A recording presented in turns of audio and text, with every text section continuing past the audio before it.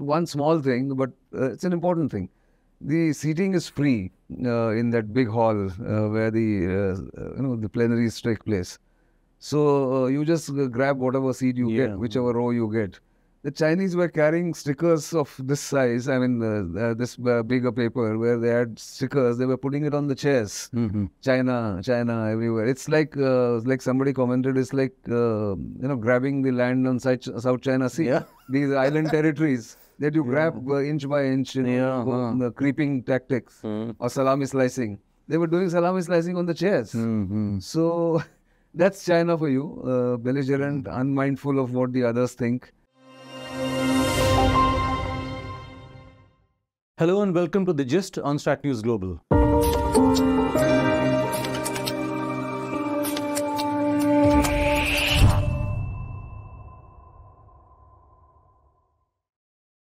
I'm Surya Gangadharan and good evening. Welcome to another edition of The Gist. We're looking at the Shangri-La dialogue that ended in Singapore over the weekend. I'm going straight to Nitin Gokhale, who was an invitee at that dialogue. And at the very outset, Nitin, I'd like to begin with that anecdote you were telling us about. You shared a table with a Chinese PLA Major General. So what did you talk about? Well, not much. They were initially through the 2.5 hour kind of a dinner, I mean, keynote address come dinner, which was the opening session. There was a period when there was total silence because the PLA general, of course, was not speaking English. Even if he knew English, he was not speaking English. He had a personal interpreter with him. So we exchanged pleasantries initially. Obviously, he knew I was from India. There were other people from other nationalities. There was a Dutch lady. There were a couple of others. So after the initial thing, he opened up a little bit. He was from the Academy of Military Sciences. And I think just before that, he was in some headquarter crucial position because he then opened up and said, I was supposed to come with the Chinese defense minister to India when he came for the SCO defense minister summit. But he didn't come eventually. So I said, why? He said, that I don't know. But I think it's time that India and China stop fighting or the tension must reduce.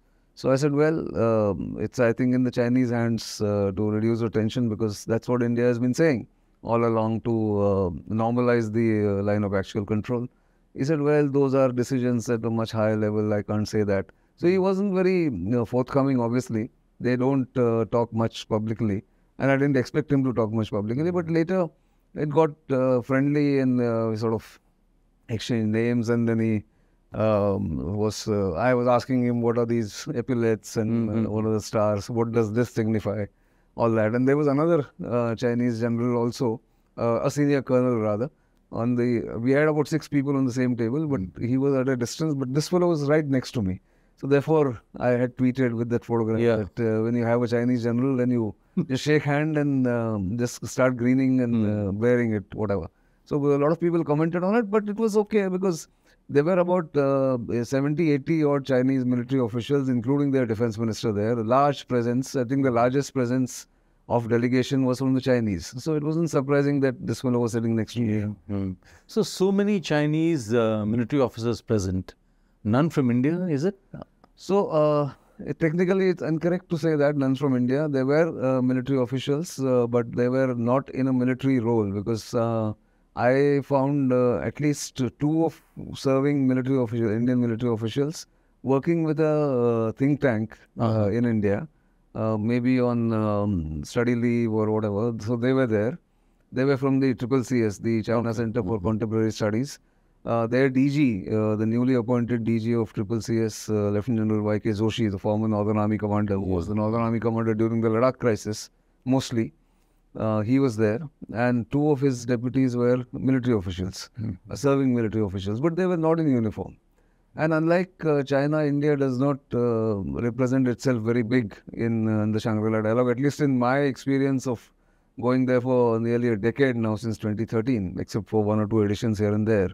I haven't seen Indian military officials in uniform, except for twice, which I didn't attend. There was CNC, Eastern Naval Command, who had gone, but he was not in the plenary session, he wasn't speaking. And India's defense ministers have been shy of going to the Shangri-La dialogue. Really, if you see, I think Manohar Parrikar went once, A.K. Anthony went once, and Rajnath Singh has refused to go so far, from what I know. I mean, it's still odd, isn't it? It's a premier regional platform Defense to dialogue. speak on, and we don't send anyone. Well, I think the mix of reasons for this. I mean, there was, of course, India's deputy NSA from Misri, who looks after strategic affairs in the NSCS, and a serving foreign service officer. He took part in a side event, and there was a proper on-record interaction with the audience that he did. He was with John Aquilino, Admiral Aquilino from the Indo-PACOM Command of the United States. So it's not as if India wasn't represented, but it's not a big show for India. India does not give it a priority like the Chinese. And maybe because the Chinese give it priority, India doesn't go there, or India thinks that it is not important to represent themselves there, because there are people who go. There are apparently even the RNAW chief was meeting his other counterparts on the sidelines, again secretly, just taking advantage of the gathering of all these people there. But I didn't see him. I saw the DG of the IDSA, a former foreign service officer, Sujan Chinoy. He was there, but they were all individual invitees like me. So I suppose India's decision is inexplicable in a way. But there must be reasons why this has happened. And one reason I've been told time and again is that there's no positive, I mean, there is no constructive outcome at this dialogue except networking. So for networking, enough people go, and therefore we need not be there in official capacity. My gosh. I mean, so you were there through the dialogue. Sure. You know, after a point you find some of these dialogues get a little predictable, you know. I mean, the ORF in that sense, Raisina, sometimes you get the feeling that it's not quite there. That's right. Yeah. But did you get a similar thing? That also is becoming, Shangri-La is also becoming predictable. Don't forget, it's in the 20th edition of that dialogue now. It started off in 2001, except for 1 or 2 COVID editions. I mean, during COVID, 2 editions didn't take place. So 20 years, it has a predictable pattern to it. But I find as a student of international relations and particularly defense, it's useful to go and understand what are the mindsets, what are the people thinking, and how do they look at each other. That I think is the key for participation there. That how does, say, Vietnamese defense official look at China's rising status, or how does it look at India, for instance? Do they want India to be an important player in Indo-Pacific? We come to know when you talk to people on the sidelines during coffee break or during dinner. And don't forget, just 5 years ago, India's Prime Minister was a keynote speaker absolutely. in 2018. So it's not as if India doesn't realize the importance of Shangri-La dialogue or going there. But I think it's a little erratic. It's not very uniform, the reasoning or the presence of the Indian delegation there. So you're talking about how the Vietnamese perhaps view India. Did you get a sense from some of the other Southeast Asian countries, how they see us, how they see our role there, if we have a role at all? So they always feel that if any country can actually stand up to China and also be a counterweight in a way in Asia, if not in the Indo-Pacific, is India. And many of them in their interactions, informal interactions with me, were very curious to know what happened in Ladakh and why, how India managed to keep the Chinese at bay was a common question. Whoever I met, a Filipino or a Vietnamese or even Americans who haven't kept a close watch. There are many Americans who have kept a closer watch than many of our Indian commentators. But that's the feeling I get. And therefore, India is in demand. India is acknowledged as an important power or important player. But it is actually this Shangri-La dialogue becomes a contest between the United States and China at the end of it. And this is exactly what happened this year. So it was the consensus, or was it, what's your assessment that these two guys, there is some kind of a communication going on at the intelligence level? Yes. Politically, perhaps not so. I think Lloyd Austin, the Secretary of Defense, in his speech, had a mixed messaging. He said, not talking is not an option. Engagement must go on. And even as he was speaking, the reports came out that the CIA chief was in China on a secret mission. And immediately after that, we learned that one of the important State Department officials was also in China to open dialogue again or resume dialogue again. But the reaction to his speech, which was about 35 minutes and 30 minutes of question answers, where he said that China is dangerously, close to upending the whole world order, or if it moves against Taiwan, then the world will be forced to defend Taiwan, and China cannot expect no reaction. All that he was saying, and also the incidents at sea. And the next day, the Chinese defense minister's speech was quite belligerent. Absolutely. I mean, you would see what he said. I mean, people know it by now. And he was completely nonchalant about China's behavior, that we are not the ones who start the war. We are peaceful people. We believe in peaceful rise.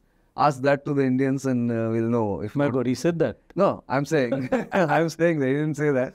I'm saying, but that's where I think the constant friction between India, China and US, the preeminent powers right now, number one and number two, was very evident even at the Shangri-La dialogue. So anything on Taiwan? Oh, constantly. So the US Secretary of Defense said Taiwan will be defended, and people know that.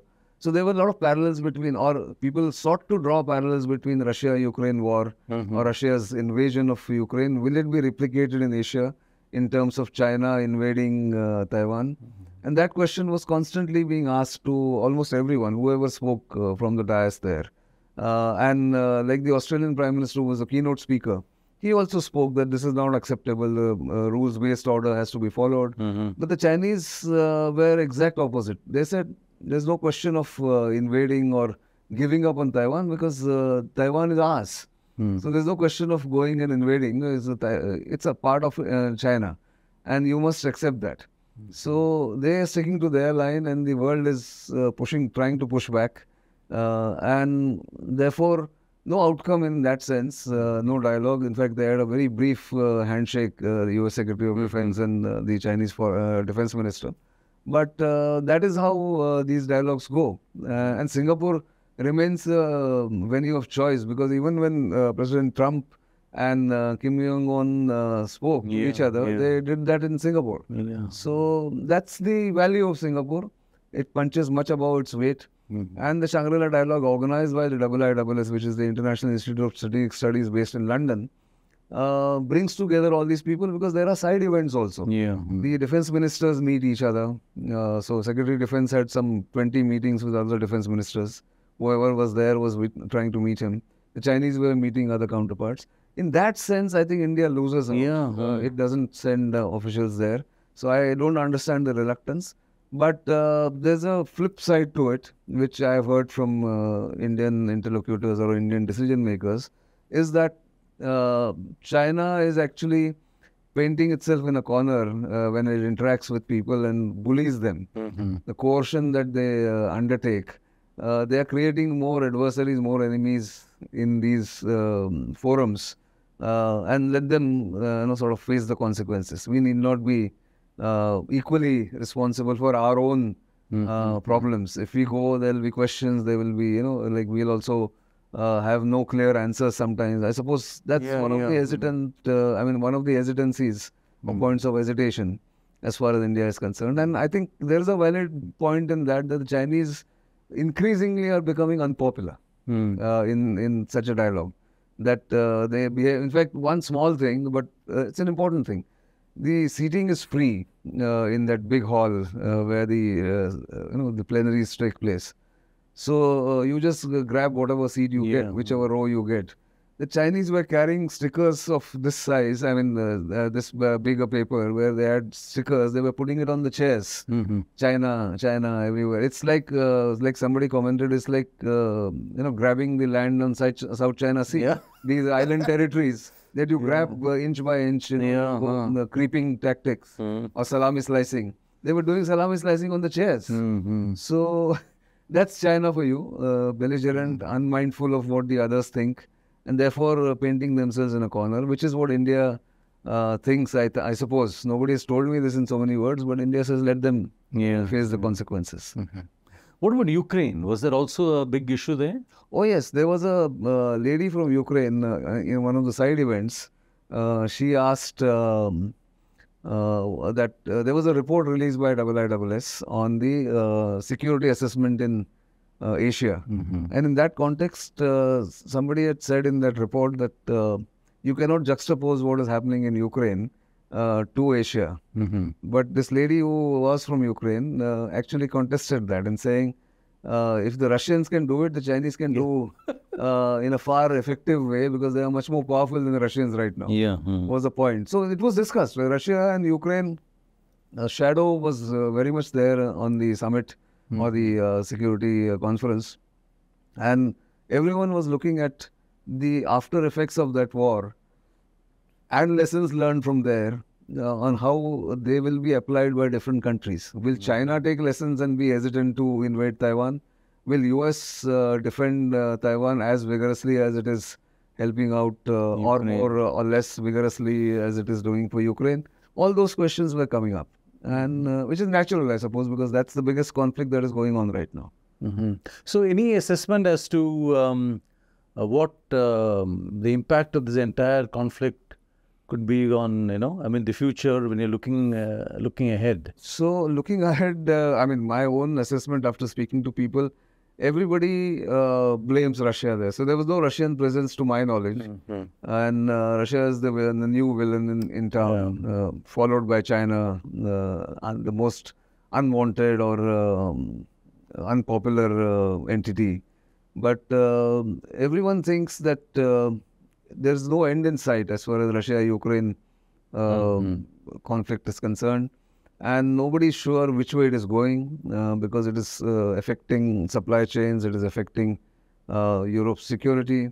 So there were a lot of concerns expressed, but nobody had clear-cut answers or assessment of where is it going to end, when is it going to end, and who's going to win, or if there's going to be a stalemate or a stalemate. So I think, as I said, I look at the participation in Shangri-La dialogue as widening my own horizons, understanding the current trends and what different kinds of people, different nationalities, different nations think. And in that sense, it is very useful for somebody like you and me. So the India-ASEAN interaction, we even had a military exercise recently. Yes. How do you see that? Was there some comment over there? So the Chinese looked at it very closely because this was the first time that this was happening. And there was a seminar before that, and this was happening in South China Sea, don't forget. And for the Chinese, that is a sensitive area. It's a core concern. Like India says, its core concerns are Gilgit-Baltistan, it's Ladakh, the LAC, all that. So a lot of comments again there that the ASEAN countries are showing some daring by exercising collectively with India. Bilaterally, they of course do a naval exercise. This was a multilateral ASEAN-India naval exercise, which was unprecedented for the first time it was happening. Of course, it was timed with another conference that the Singaporeans hold annually. Nevertheless, to send this signal very clearly that India and ASEAN countries also have a relationship, military relationship, was important. And that was a topic of discussion, that how are the Chinese going to react to it? Are they going to launch something of their own, something similar? Or they're going to protest like they did when Exercise Malabar became a 5-nation exercise in 2007? When Singapore, Australia, Japan, India, and the US, of course, participated in that Exercise Malabar in 2007. The Chinese protested vehemently. This time they have been quiet. They have not talked about any of that exercise really. But obviously they're keeping a close watch. So last question on the proliferation of quads, The original quad is already there. Yes. Then now we have a new one with the Philippines, Japan, US, and Australia. I think this is more to do with a synergy between the naval forces of these 4 nations, because in Western Pacific, you didn't have a quad. India is not part of Western Pacific. So India is actually the odd man out. if you see in the original Quad, it's India, Japan, US, India, US, Australia, Japan, and India. Yeah. India is a distant power for the Pacific, but it's part of the Quad, and India has been reluctant to make it into a military alliance, at least overtly. But even that seems to be changing with the participation of CDS General Anil Chauhan in a Quad member military leadership program in the US last month. So I don't know whether it's a signal, it's a shift, but that is the purpose of the other Quad that you just talked about. It's a new Quad, but it will be limited, I think, to the military sphere rather than the larger framework of cooperation that the original Quad has. There is, of course, the Gulf Quad, I2U2, or what is it called now, I don't know, but it's Israel, India, US and UAE. So, yes, so I think the way forward, and just to answer that, the utility of G20 like organizations or platforms is now diminishing. Yeah, absolutely. Because of the contest between West and Russia and China on one hand. West on one hand and these two on the other, and everybody else getting caught in between. I think more and more nations are now getting into these minilaterals and plurilateral arrangements, and that is why this Quad. So ultimately, when you look at Shangri-La dialogue and you look at what's happening around in the world, it's a great place to be, isn't it? So far, yes, and it's a great place for us to analyze and get subjects to talk about. But yes, it's also in a flux, and the worry is something going wrong somewhere. Affects everyone. Affects everyone today. It's so interconnected. So global crude prices affect everyone. Their fluctuation in the global crude prices, global food prices going up and down affects everyone. And then, of course, there are the problems of chip manufacturing, the fabs, semiconductors. How will that get affected going forward if there is a conflict in Taiwan, or if Taiwan is invaded by China, what happens?